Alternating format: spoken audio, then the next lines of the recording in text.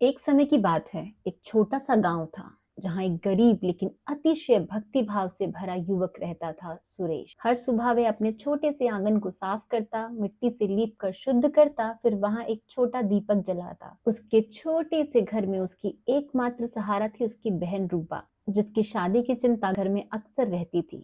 परंतु सुरेश ने इन चिंताओं को कभी भी अपने ऊपर हावी नहीं होने दिया। उसे तो बस एक ही इच्छा थी कि मेरे ठाकुर जी एक बार मेरे घर आए, मेरे आंगन में पधारे। सादा सा भोग लगाता और पूरे प्रेम से ठाकुर जी को बुलाता, प्रभु एक दिन जरूर मेरे घर आइएगा। गांव का पुजारी अक्सर उसे कहता, इतना आडंबर क्यों करता है पुत्र, सजे धजे ठाकुर जी तो मंदिर में विराजमान है, वहीं जाकर पूजा कर लिया कर। पर सुरेश तो निर्धन था, परंतु नियम और प्रेम में धनी, वह अपना नियम कभी नहीं तोड़ता। एक दिन गांव में ठाकुर जी की भव्य रथ यात्रा निकालने का निर्णय हुआ। सब गांव वाले इतने उत्साहित थे। रूपा ने भी खुशी से कहा, भैया कल की रथ यात्रा कितनी सुंदर होगी, क्या आप खुश नहीं हो? परंतु सुरेश उदास था। उसने धीमी आवाज में कहा, मैं गरीब हूँ, इसीलिए मेरे बुलाने पर ठाकुर जी नहीं आते। क्यों नहीं आते मेरे घर? क्या मेरे प्रेम में कोई कमी है? और इसी दुख में वह रात को सो गए। रात गहराई ही थी कि अचानक पूरे घर में एक मधुर बांसुरी की धुन गूंज उठी। सुरेश की नींद खुली और वह बाहर आया, और सामने जो दृश्य था वह देखकर उसकी आंखों से आंसू बह निकले। स्वयं ठाकुर जी पीतांबर धारण किए तेजोमय स्वरूप में उनके आंगन में खड़े थे। रूपा भी यह दिव्य दर्शन देखकर अवाक रह गई। प्रभु मुस्कुराकर बोले, सुरेश मैं तो केवल भाव का भूखा हूँ। तुम कब से मुझे पुकार रहे थे, इसीलिए आज मैं आ गया हूँ। याद रखना, तुम्हारा विश्वास कभी डगमगाने नहीं दूंगा। मैं फिर आऊंगा। और ये कहकर वे अंतर्ध्यान हो गए। उनकी बांसुरी की धुन पूरे गांव ने सुनी थी। अगले दिन जब गांव वाले रथ यात्रा के लिए पहुंचे तो सब हैरान रह गए। रथ टूटा हुआ था और ठाकुर जी की सजाई हुई मूर्ति गायब।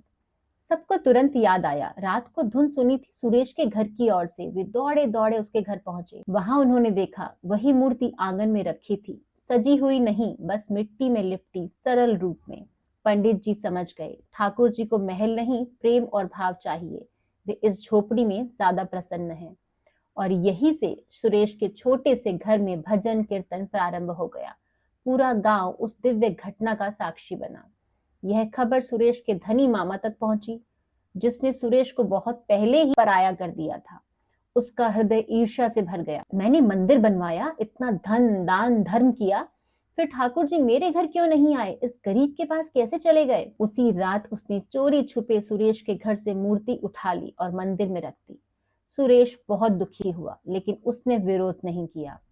सप्ताह भर बीत गया, लेकिन मंदिर में विचित्र घटनाएं होने लगी। कभी मूर्ति की आंखें बंद हो जाती, कभी स्वरूप बदल जाता, कभी प्रकाश मंद पड़ जाता। पंडित जी समझ गए, ठाकुर जी प्रसन्न नहीं है। मामा ने सुझाव दिया, रासलीला करवाते हैं, ठाकुर जी प्रसन्न हो जाएंगे।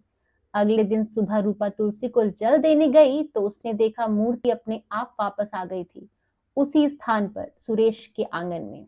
उधर उसी रात मामा को भी स्वप्न आया। ठाकुर जी बोले, मैं धन का नहीं, भाव का भूखा हूँ। सुरेश मेरा परम भक्त है, ईर्ष्या छोड़ दो। मामा की नींद खुली तो उनका हृदय पिघल गया।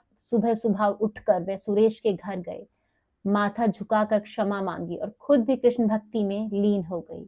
उस दिन से वह छोटा सा घर भक्ति और प्रेम का पवित्र धाम बन गया। राधे कृष्ण कृष्ण कृष्ण राधे राधे।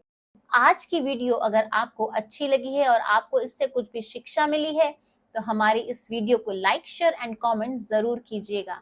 और ऐसे ही और वीडियोस के लिए हमारे channel mystery and mind with Chitra को सब्सक्राइब करना मत भूलिएगा। आज की वीडियो देखने के लिए आपका बहुत बहुत धन्यवाद। राधे राधे, जय श्री कृष्णा।